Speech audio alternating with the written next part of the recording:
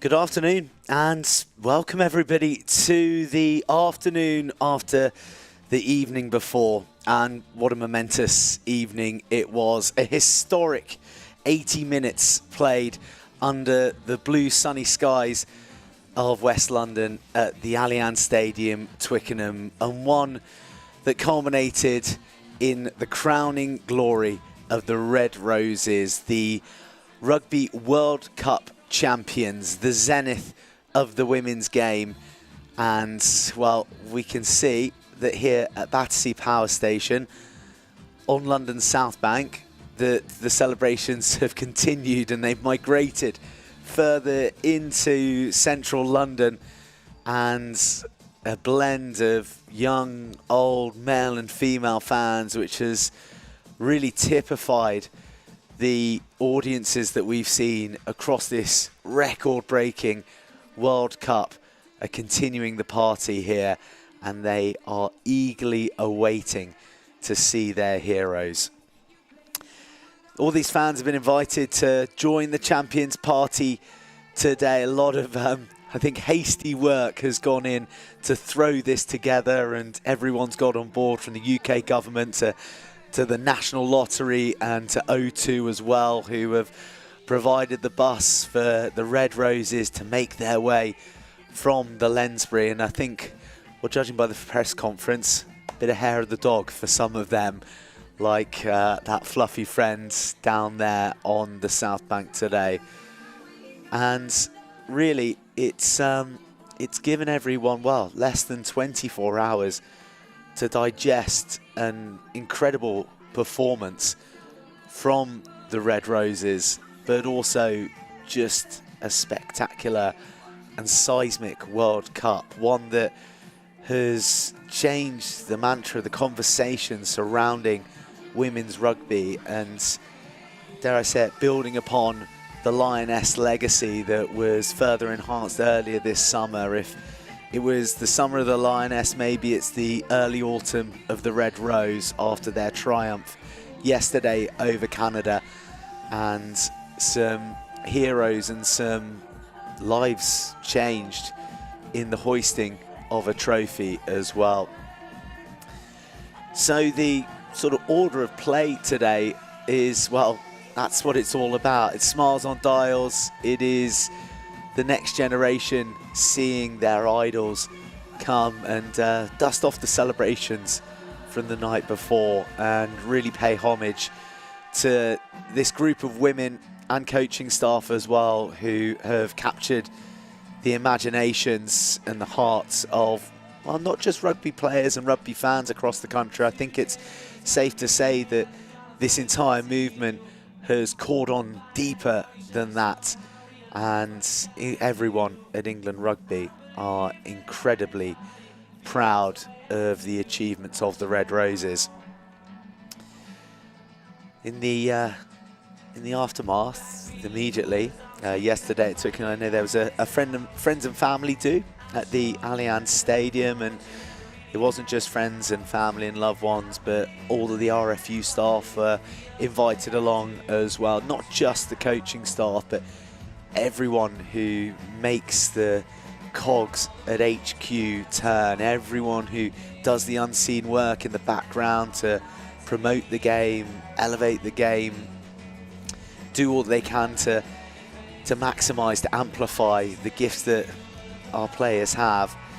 And I'm led to believe there was a fair bit of dancing going on, as you can probably imagine, and as you can probably have deciphered from social media to this point. And after that, the frivolities continue to one of the iconic pubs in Twickenham, Good Honest Fare, down at the Cabbage Patch, and which is quite nice to hear, with the Red Roses sticking to their roots and partying with the people, with the likes of those four there who were going wild for the Cowboys and Cowgirls of England. It's been a bit of rest and relaxation at the Lensbury down in Teddington, where the team have been camped out in the aftermath, and as I said before, boarding the O2 bus to arrive to delight their fans and get another trophy lift under the belt.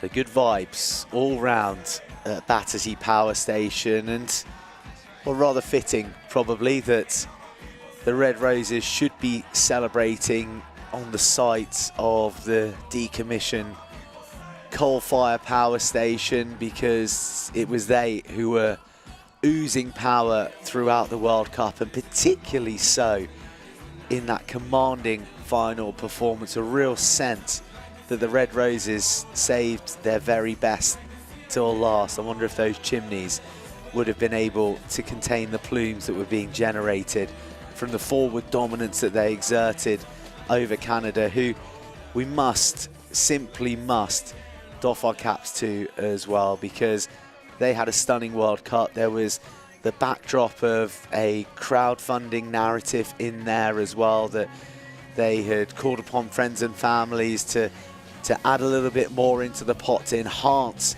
their efforts to win the World Cup. They were already well funded by Rugby Canada, but they were just looking for that extra boost from their friends and family, to the tune of about $1 million, which they did get, and en route taking famous scalps their semi-final against New Zealand, but ultimately coming off second best against an inspired and voracious England.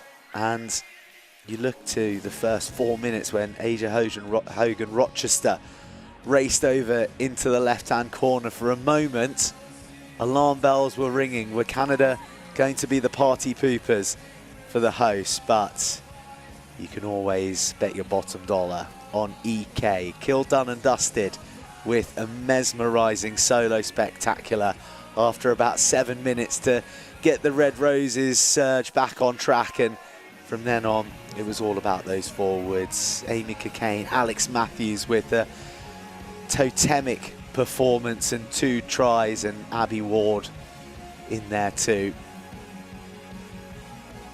Scenes to savour, and ones that England rugby hasn't seen for 11 years, since the Red Roses last tasted World Cup glory against Canada. Few 2-time winners amongst the Red Roses now. Mo Hunt, Alex Matthews, Marley Packer, and of course the legend Emily Scarrett, featuring at yet another World Cup record-breaking performance from Emily Scarrett. And she too, like the rest of her pals from 2014, can say that they are 2-time Rugby World Cup winners.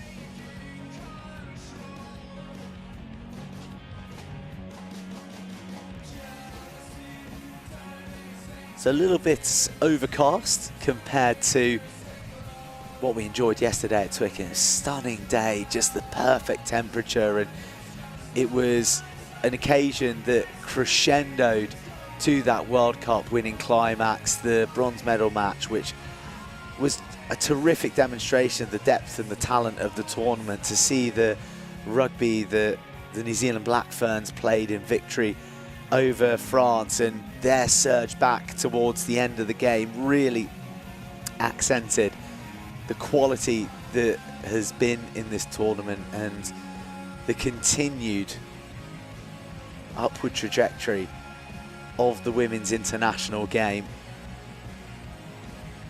This World Cup, as I mentioned before, breaking records all the way along. A record attendance for a women's international rugby match set yesterday with 81,885. And a few of them have managed to pour their way a little further east. For another glimpse of the Red Roses, quite a lot of these women will be taking a bit of a break, even though the PWR and PWR Cup season is afoot, and I think they're going to be allowed to let their hair down and have a bit of a hoedown for the next 4 or 5 weeks. They won't have to worry about egg-shaped balls. It's just good times rolling and celebrating their achievements.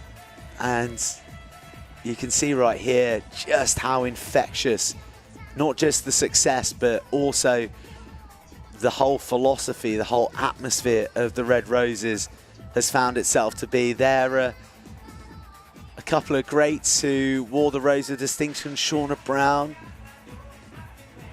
in and amongst the people.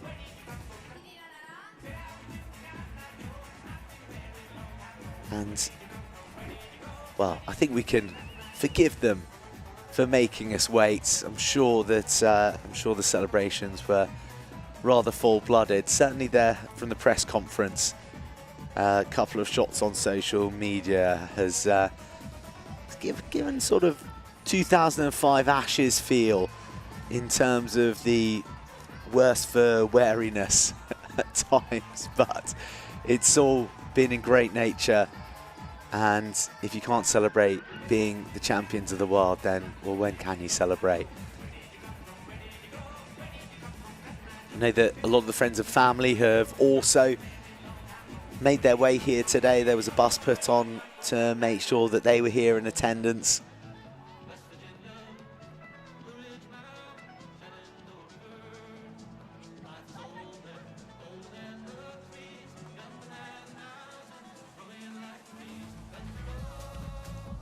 And a bit of country road, take me home. Well, the Red Roses took it all the way home to the Allianz. A nigh on perfect campaign, really. It was only come the semi-finals that was the first time that they conceded double-digit points. That round one really set the tone against the USA. 69-7 victors, 11 tries. A sold-out Sunderland setting the tone for this World Cup, and the crowds that would pour into the venues, north, south, east and west of the country. Samoa 92 points to 3 at Franklin's Gardens, and, well, it'd be easy to concentrate, to focus on the record winning Rugby World Cup margin, the Jess Breach hat-trick and all the tries. I think that the thing that will stick most in everyone's mind was the unbridled joy of the Samoans when they scored their first ever World Cup points. It was just the 3, but it was enough to bring tears to the eyes in the press conference. A really warm and generous tone to the World Cup between all the competing nations. A deep sisterhood on and off the pitch. And after that Samoa match, it set up the one against Australia, 47-7, and it was probably around then that people were maybe trying to pick a couple of faults in the England game and to try and sort of find a way to question their favourite credentials, because there's no doubt about it, hadn't tasted defeat since that heartbreak in New Zealand at the 2022 final. And coming up against Australia, they were rocked at times, but 47-7 still emphatic. Alex Matthews, one of those 2014 graduates, one of those old stagers, captaining and player of the match as she led in Zoe Aldcroft's absence. The 40-8 victory over Scotland seemed to be England clicking. There are a few changes and Scotland came out with plenty of verve, but again, reverting to the power of the forwards, the Cliffords, the Tallings, the Cocaines, sandwiching in the tries of Abby Dow and Holly Aitchison. France came next, and that was a tense affair, one that France may have looked back ruefully come the final whistle as England overcame them. A bit of Ellie Kildunn brilliance once more, lighting up, scorching the Ashton Gate turf en route to a semi-final sealing score, and a lovely try as well from Meg Jones at the end. Meg Jones and Jess Breach, two of John Mitchell's players, just the two to have started every single match at this World Cup, and Meg Jones rewarded for her consistency, her brilliance and her inspirational play and just general demeanour within the squad, with a nomination for World Rugby Player of the Year. Wasn't to be, as Sophie de Goody claimed the gong after the full-time whistle of the final yesterday, but it was her, Meg Jones, and it was the once reigning World Rugby Player of the Year, Ellie Kildunn, who emerged with the grandest prize of them all, the one that any player would trade any personal accolade for, and their hands on this brand new gleaming Rugby World Cup trophy. 24 carats of plated gold, elegantly shaped, and with all the continents of the globe etched on, with a particular nod to South America, with Brazil having made its debut this year. Oh, Battersea, how good is he? Let's hear it one more time for our DJ, Tony Perry. Some absolutely sensational bangers in the mix. We'll hear more from Tony in a bit, but right now I've got a couple of great champions alongside me. You know, everybody wants to be a part of this celebration. These two do as well. Yes, indeed. We are delighted to be joined by two very special guests, two legends of women's sport. Please do give a very warm welcome to Dame Kelly Holmes and Lucy Bronze, MBE. Oh! We have got royalty in the house with us today. Thank you so much for being here with us. Kelly, we'll come to you first. Just how special is it to be here amongst the fans for such an inspiring celebration of women's sport? Oh my gosh, it is awesome. Weren't the girls brilliant yesterday? I mean, incredible. And all of you lot coming out to support them, this is going to mean so much, so much. Yeah, I mean, you've both won so much across your careers, lifted major trophies, won races, broken records, you know, all of these different things. But what will this achievement mean, you know, and how does it stack up to some of the things that you achieved? Lucy? I mean, for me, it feels like deja vu. England winning in the home, selling out stadiums. Bit of a deja vu back to 3 years ago. So I've just enjoyed it as a fan. It's been unbelievable. And then obviously celebrations in London, it's deja vu, it's amazing. We wax lyrical, don't we, about what the Lionesses have done for not just football, but for women's sport in general. And that's exactly what our Red Roses have done. This is incredible for the game of rugby, but actually, what does this mean for the wider picture of women's sport, Kelly? Well, it is England women holding the fort. Not being funny, but every sport, and obviously the Lionesses led the way, and now the Red Roses. You know, it was inspirational. It's inspirational for our youth, but we also have to remember where every sport starts. It starts with those legends that you didn't see on television, and that's why, you know, it's, yes, all of the other footballers and rugby players from the years beyond allowed them to do it. I've got some right in front of me, the legends of rugby, to be honest with you, but, you know, it's that the momentum that it's going to bring. We have to get it on television more. We have to keep this rolling. We have to make sure that what happened yesterday is for the future of our young people. But like I said, women's sport. It's women supporting women. Let's keep it up there.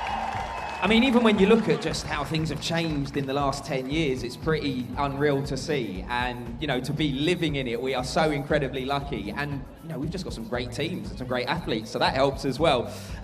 You've both inspired so many people over the years in your career. And I know it's hard to kind of give a soundbite, but what advice would you give to any young athletes that we may have here? I'll probably get an answer from you both, but Lucy, we'll come to you first.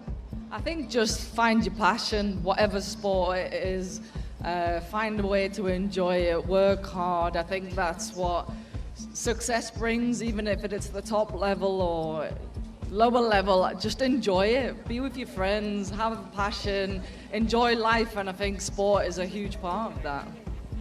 Yeah, passion, it always starts with passion. I always think though, you know, the time that you become a champion because you put all the work in that people don't see. You remember, you know, the hours and hours of your family and friends taking you to your matches, you know, doing the grafting and believing in yourself. And you never know that one day you might be that young person that's spotted who then gets to represent their country. But every time you step out on that pitch or that track or whatever, do it for yourself first and foremost. Want to be the best version of you, and do it as part of a team or me as an individual. You know, just do it because you love it, and keep shouting about why you want it to be, why you want to be recognised, why you want to be good, because there's so much future in sport now, and it's not just about the players, it's all the people behind them, behind the screens as well. There's so many opportunities in sport to be proud of who you are. Absolutely, it takes an army, that's for sure. So many incredible people involved with this. But one final question about our Red Roses, because this is an amazing day for us, the fans, to be here. But you know what it's like to be on the other side. So just how much will this be a pinch me moment for them when they make their way on to that balcony in a few moments' time now? Who wants it?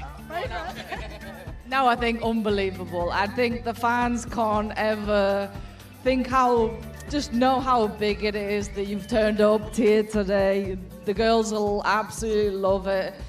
Having been on a stage before, I know how much it means to be able to celebrate with fans, to see that so many people care about the sport, about them, their success, and enjoying it and celebrating together. I think when they come out on the stage, just be loud. Be proud, they're going to feel it, it's going to be emotional. I just think days like today will live with these girls forever, forever, ever. Certainly a special moment in history, and we're so happy to be here for it. And we are delighted to have your company as well. Two legends. Please do show your appreciation once again for Lucy Bronze MBE and Dame Kelly Holmes. Yeah, absolute legends. Remember the QR code, which is up on the screen right now. You can scan that QR code if you want to get on the big screen. Who doesn't want to be on the big screen? We just had two legends on there. We can have a few more. So scan the QR code if you want to get up on the big screen. Do it right now.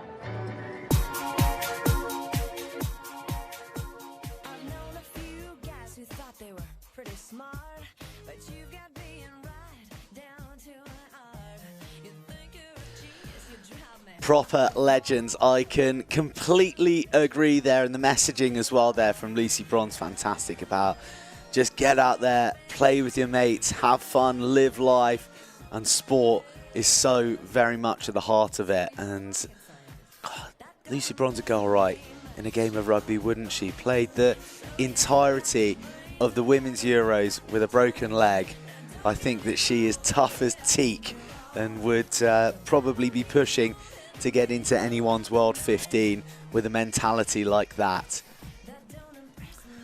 Interesting that we've jumped into a bit of Shania Twain at the celebration party as well. Obviously, she was in a Canada jersey, sending a message across the pond from Canada to the women who were in the final yesterday, rooting for them, getting behind them. But unfortunately, the power of Shania wasn't enough to inspire them to victory. But another indication of just how this tournament has transcended the sport. It's not just about rugby. It is, as Dame Kelly Holmes said there, it is about women supporting women and the advancement of women's sport. And really, England are very much at the forefront at the moment. The Lionesses, back-to-back European champions, and now the Red Roses, World Cup champions.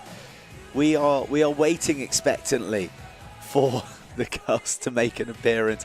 I think the coach driver must have taken a wrong turn, because they were certainly due by now. But as you can see, the Red Roses fans, made of stern stuff and stoically awaiting their opportunity to roar for them on the balcony with the champions banner in the background.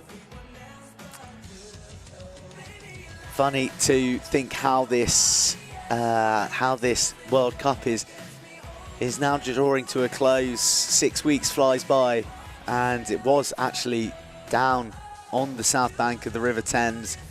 The brand new Rugby World Cup was unveiled with the box as well, which was specifically designed by an artist as well, commissioned to add some flair to the trophy, and just all these little touches that have been inputted by World Rugby, by England Rugby as well as the host nation, have just added to the alchemy of making not just the players but also the spectators, the followers, feel like this is a World Cup for them, purpose designed.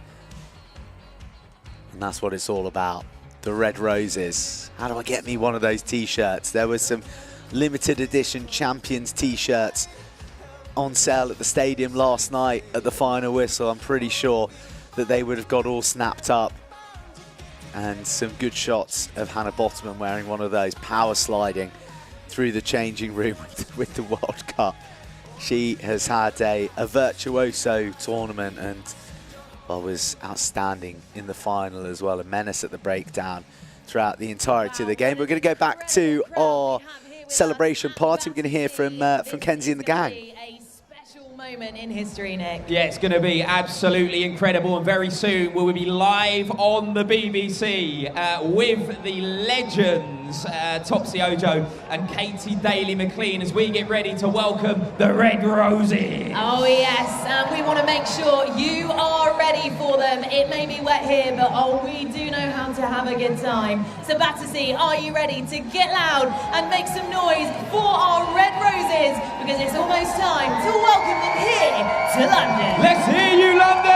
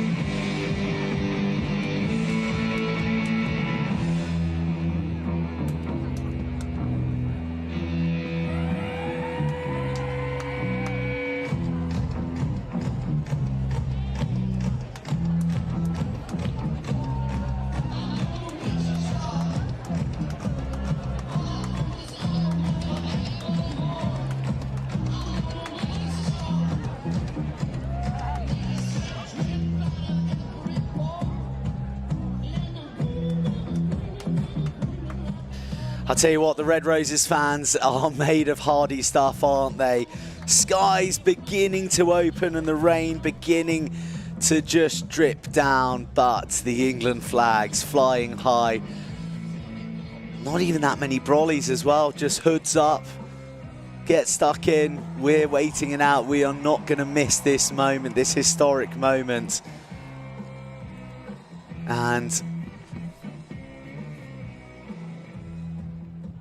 the Seven Nation Army is just geeing up the Red Roses Army, who've been with them along this journey. You look back at the evolution of women's rugby and the evolution of women's rugby in this country post-COVID. Canada played England in Twickenham, but not at the Allianz Stadium. They played across the road at the Stoop and they had 6,000 people there. I remember going to those games back then and seeing the embryonic, the genesis of the relationship of the fans with the players. At the end of the game, it was 3 deep at the barricades to meet the players, to get a selfie, to get an autograph, and each and every single Red Rose made their way round the field and they didn't leave any young fan left wanting. It was actually remarkable to see and inspiring in terms of, you know, things that the men's game can definitely take from as well. But from that movement, from that seed, those small seeds of Red Roses has grown this bunch now that you see before, and the nigh on 82,000 that were in the Allianz yesterday. Of course, many of them supporting Canada and France and New Zealand as well from the bronze medal match. And this is it. This is what it's grown to, and this is what it can continue to grow to be, packing out Battersea Power Station all the way to the banks of the river. The Red Rose is imminent, the brass band firing up, and I think they may be upon us.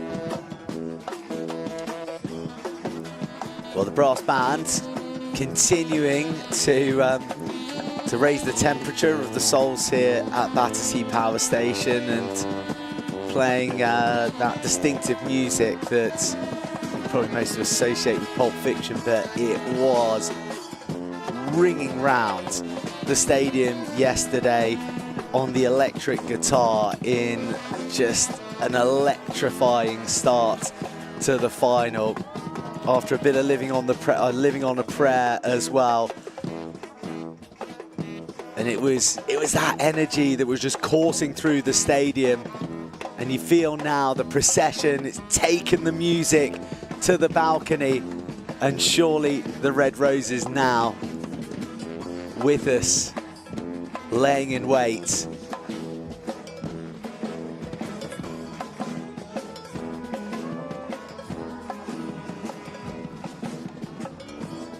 That is going to be their stage. Champions emblazoned. And now for the grand unveiling of the greatest team on the planet right now, with Katie Daly-McLean and Topsy Ojo. The music is bouncing and this party is about to get started. Yes, thank you so much everybody for turning up today, as you did in your numbers yesterday as history was made. Yes, the Red Roses took on Canada in an epic final to be crowned World Cup champions, and England got over the line. You can do better than that. Give it up one more time for England. To cap up a memorable day, there was 81,885 of you in the stadium and 5.8 million of you watching on your TVs at home, which is incredible numbers. It's been such an epic World Cup. The Red Roses have given us everything, and now we get to give them the welcome they deserve. So, Battersea, are you ready to meet your world champions? They're not ready. They're not ready. Battersea, are you ready to meet your world champions? There we go. Please give a massive welcome to your Women's 2025 World Cup winners, the Red Roses!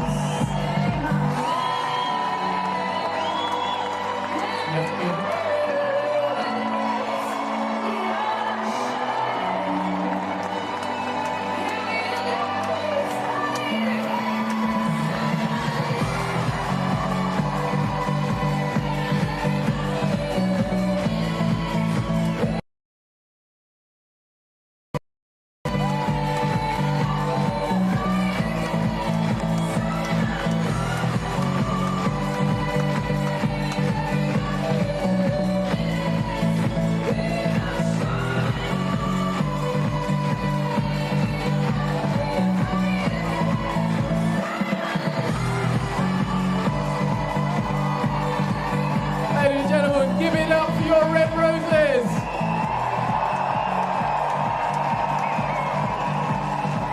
Now, before we get going with the main event, there is somebody really special that we need to speak to. She has led you guys, our Red Roses, with desire and pride. Make some noise for Zoe Allcraft!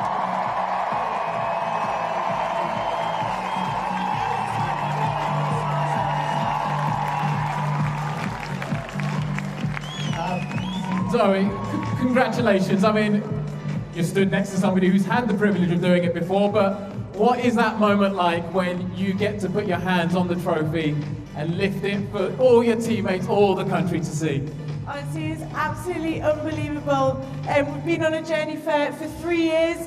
We've dug deep. We've had some really fun times along the way. We've had some incredible experiences and just enjoyed the whole process. But just super proud of all the girls that are stood on this balcony today, and they are absolutely unbelievable.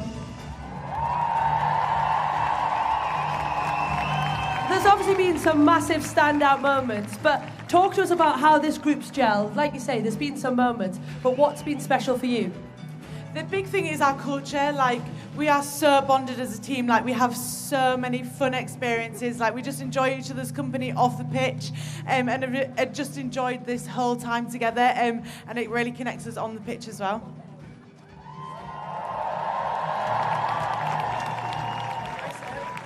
And look, whether that's been up in the north in Sunderland or down in Brighton, all over this country, you have been so well supported at home and on the TV screens. A word for these guys out here. We just want to thank you so much, from right at the start of the tournament at Sunderland to down here in Twickenham for the final. It's been absolutely amazing, and we just want to thank everybody that's come on board and supported us for the last few weeks and the last 3 years as well, part of our journey. So what? I just want to cheer you. Just keep cheering!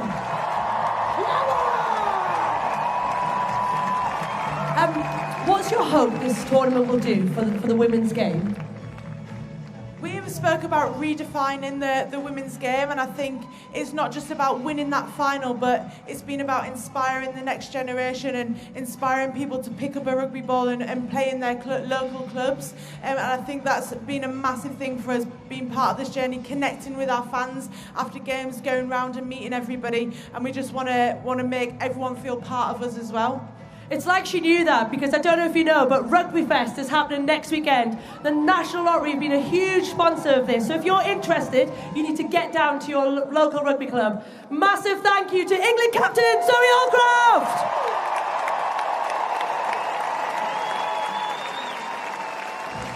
All right, let's have a quick word with a couple others. Let's, Hannah Botman, get in here. Get in here. Big cheers for Hannah, go on!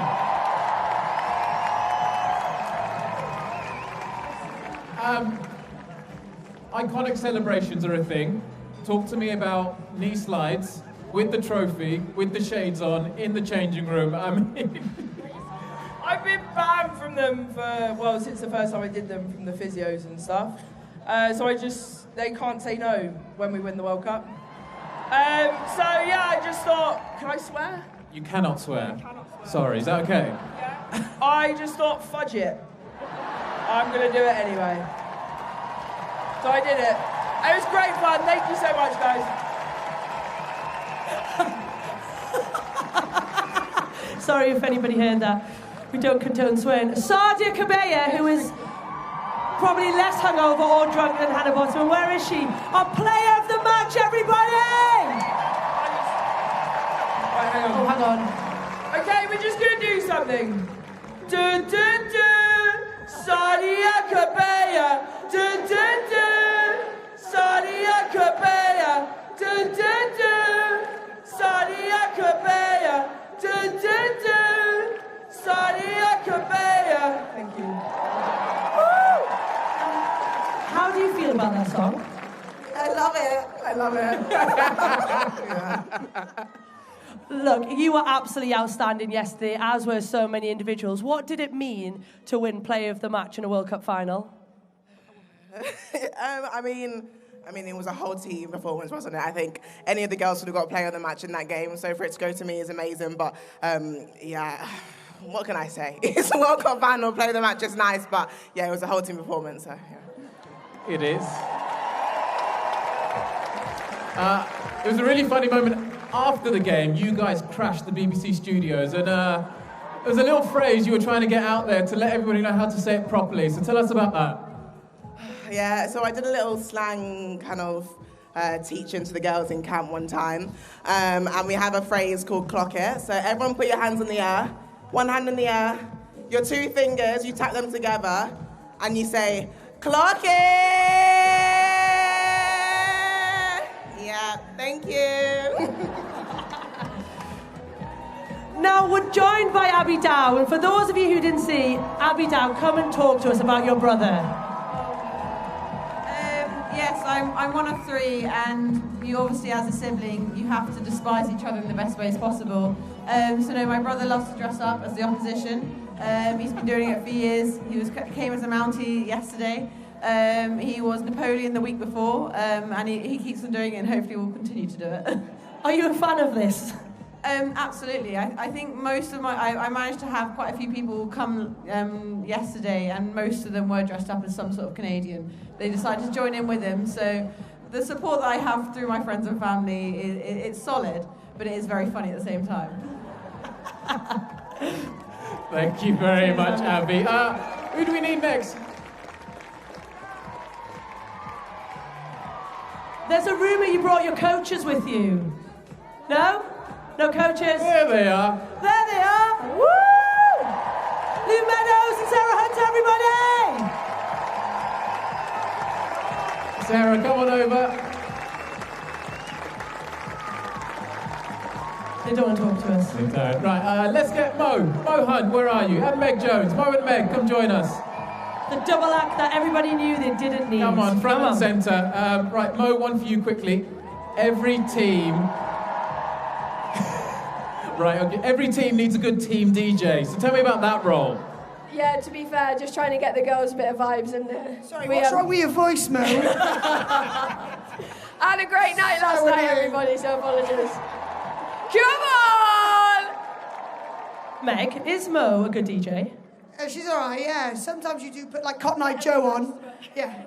She's my mate, so you better be nice.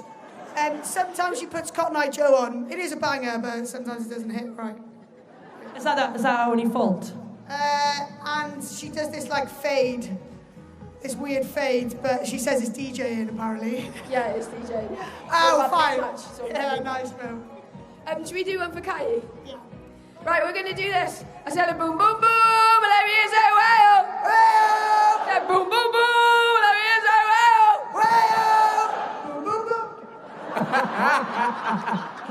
I tell you what, though. That's Mo's fault. We do have a song of yours that might hit home. Take a listen to this one.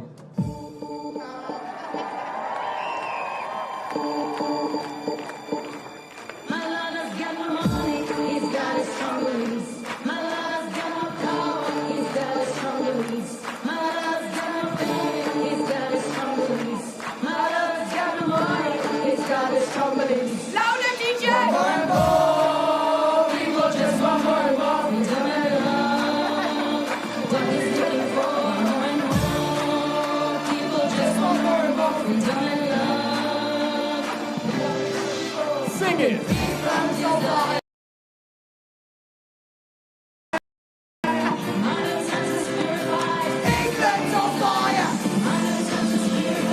England's on fire! La la la la la la la la la la la la la la la. Why does it feel like it's simple?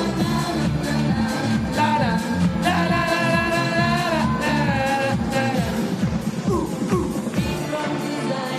Mind and senses purified, free from desire. Mind and senses purified, Free from desire. Mind and senses purified, free from desire. la la la la la la la la la la la la la la. Going on, bro. La la la la la.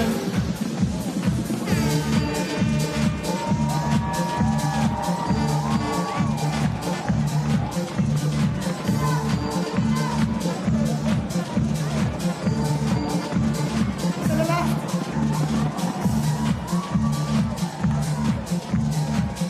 Hello? Okay, ladies and gentlemen, right, we've heard from the players, we've heard from the captain. Every good team needs somebody steering the ship, and England have got one of the best. So, please give a warm welcome to the Red Roses head coach and World Rugby Coach of the Year, John Mitchell.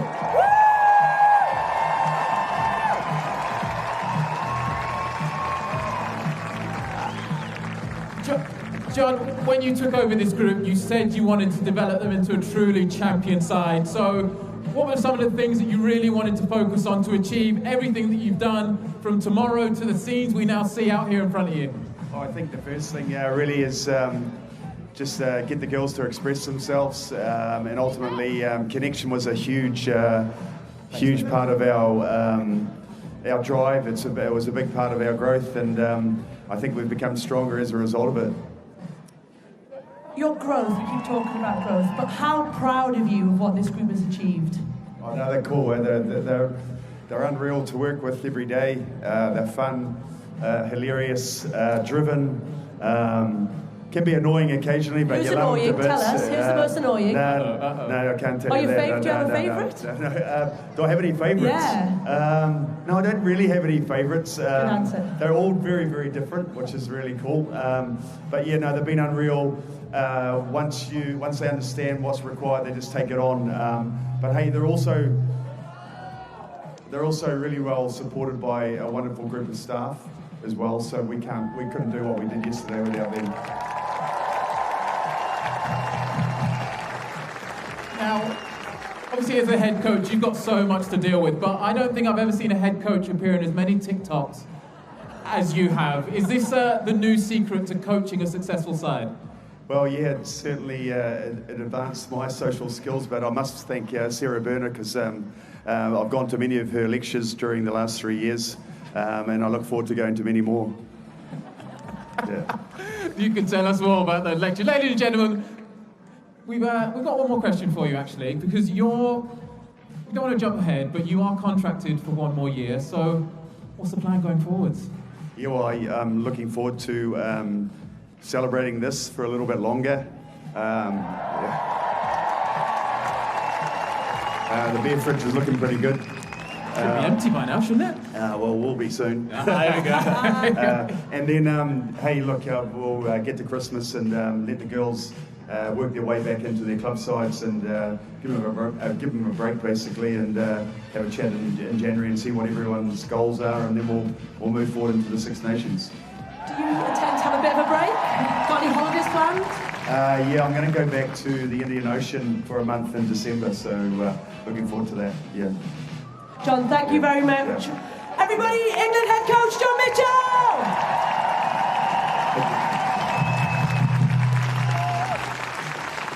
Well, okay, I mean, it's been a whirlwind 20 minutes or so. There's probably only one thing left to do. There is. Are you guys ready? Should we get the trophy out? Shall we get the trophy? Who wants to see the trophy? Okay. Look, we are super fortunate to have some Red Roses, some legends of the game with us. Please welcome Rachel Burford and Jill Burns to deliver the World Cup trophy!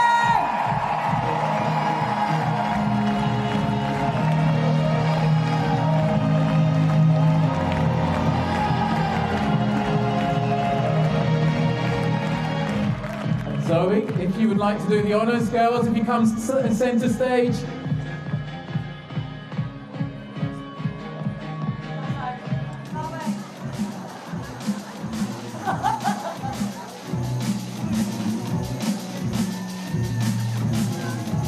Ladies and gentlemen, the moment you've all been waiting for, your winners of the 2025 Women's Rugby World Cup, England!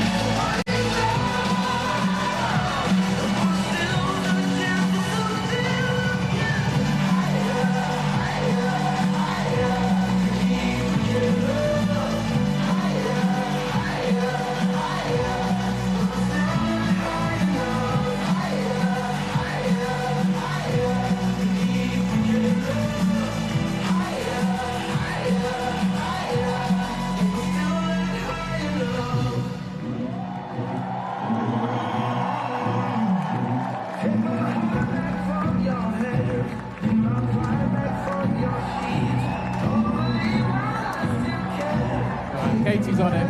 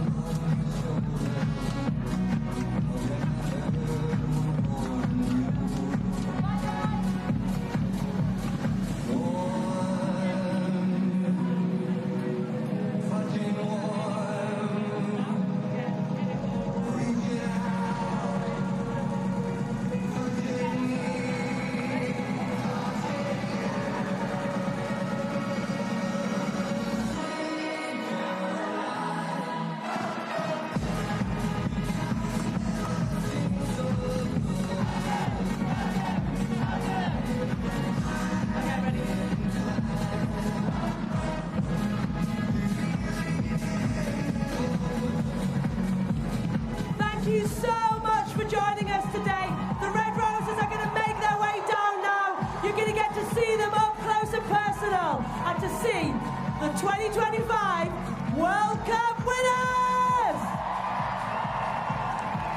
Yeah, so get your cameras out, get your autographs ready. Here come the girls. Give it up one more time for England.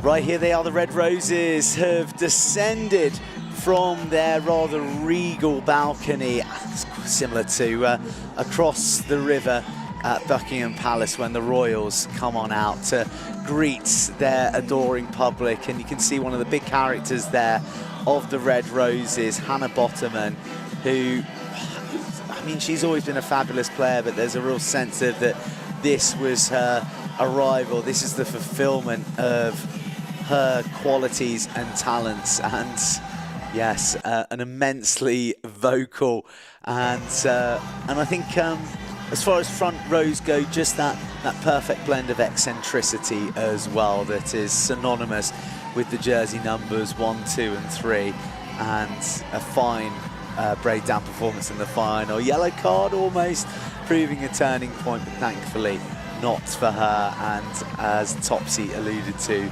as well, the power slide with the trophy and the Thug Life shades on in the changing rooms is going to be one that rings through socials. And we're seeing Ellie Kildunn there as well, former World Rugby Player of the Year, spectacular try on 7 minutes, the only Harlequin in the starting 15 out there for England.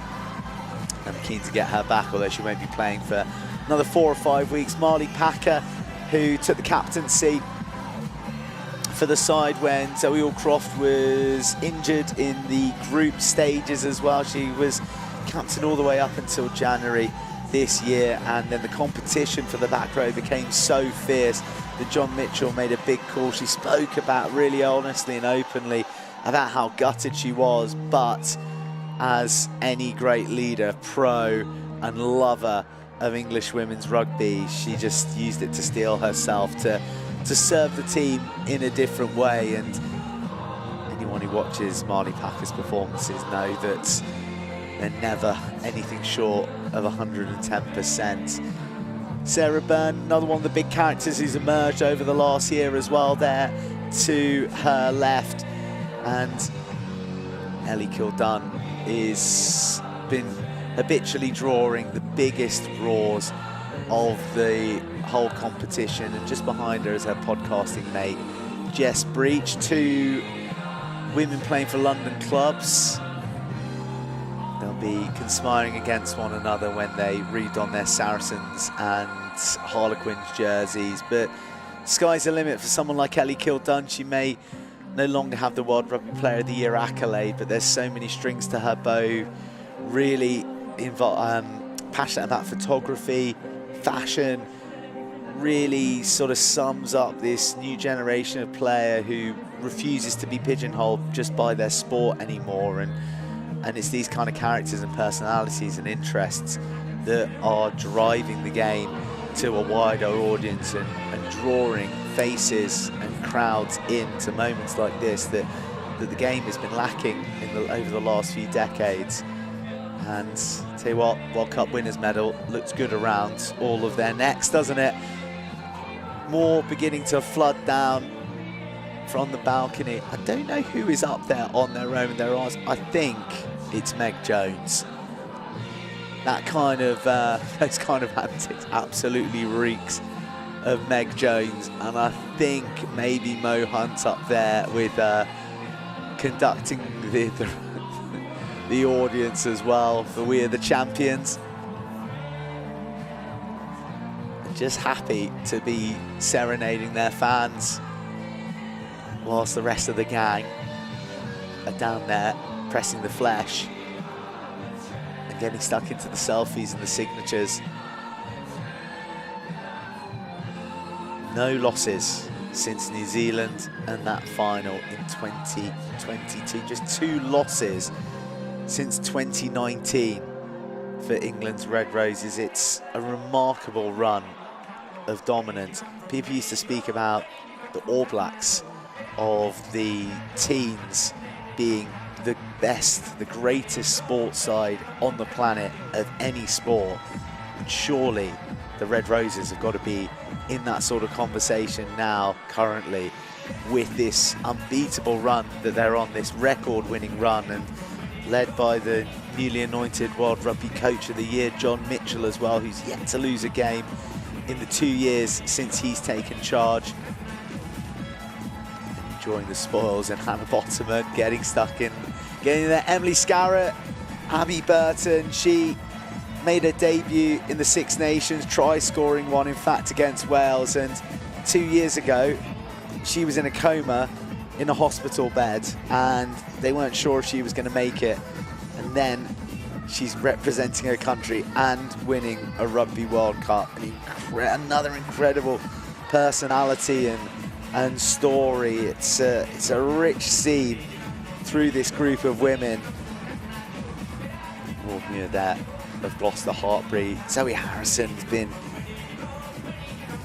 terrific all tournament. She was masterful yesterday in the final. And yes, I guess the Mayoress of London there. Who's got more bling, the trophy or her medallion? That's the big question. John Mitchell taking in the lenses. Huge coaching achievement for him. And the party looks like it's set to go on for some time here at Battersea Power Station, and that smile's going to be busy. It's going to get, well, it won't get worn out because, well, life's pretty good at the moment if you're Ellie Kildunn or a Red Rose. But certainly she's going to be busy. Holly Aitchison,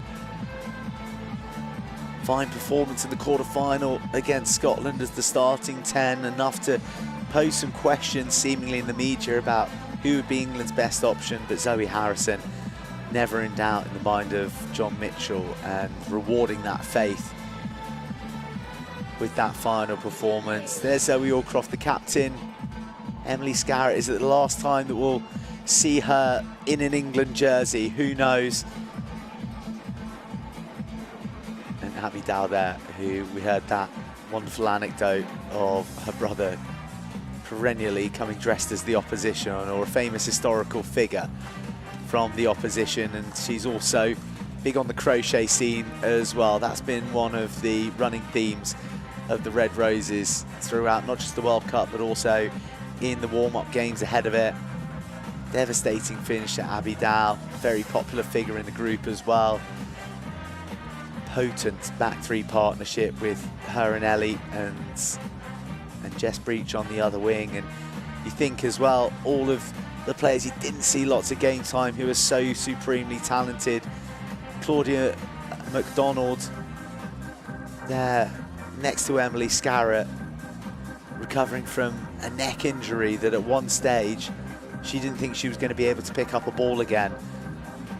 And while she wasn't as prominent as she was in the 2022 World Cup, or 2021, depending on how you phrase it, the one that was delayed in New Zealand due to COVID, still just to even be out here on the field of play, and her wife as well featuring for Ireland. I think they're probably quite relieved that they didn't meet in any of the knockout rounds. Everywhere you look, there are stories upon stories and just little nuggets that add a richness of texture to the women in the jerseys scoring the tries. Helena Rowland, what a tournament she had. The Swiss Army knife of the Red Roses, proved to be such a valuable player, be it filling in at full-back, fly half, really anywhere in the back line. And her star certainly grew throughout the matches, and that versatility, sometimes regarded as a limiting trait, but in her terms, very much made her an integral part of the team.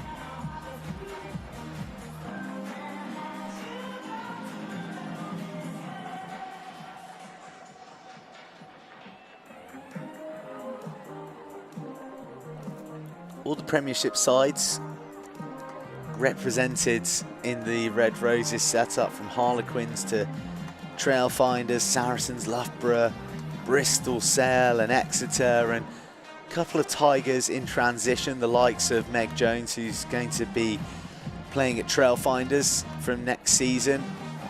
And then, of course, the PWR champions, Gloucester Hartbury, had a huge body of players involved. And Sarah Hunter, captain in defeat last time out in New Zealand, but now victorious as a member of the coaching staff and an immensely popular figure, not just amongst the Red Roses, but in the rugby community. Well, I think the smile of Sarah Hunter is a nice one to end on, and as you can see, the depth of the supporters by the fencing, well, it's not going down in any way. If anything, it's beginning to bulge more. That's the thirst to meet the heroes and the heroes of theirs, and now Rugby World Cup champions. So we are going to sign off from here at Battersea Power Station. It has been a privilege to share the journey with the Red Roses, but also to bring you all the added behind the scenes action as well from the competition. And I think England Rugby would like to thank you for your support throughout the journey of the World Cup, before that and beyond into the future, as John Mitchell, Zoe Allcroft and the Red Roses look to build a dynasty. And it all starts here with the Red Roses, the Rugby World Cup champions.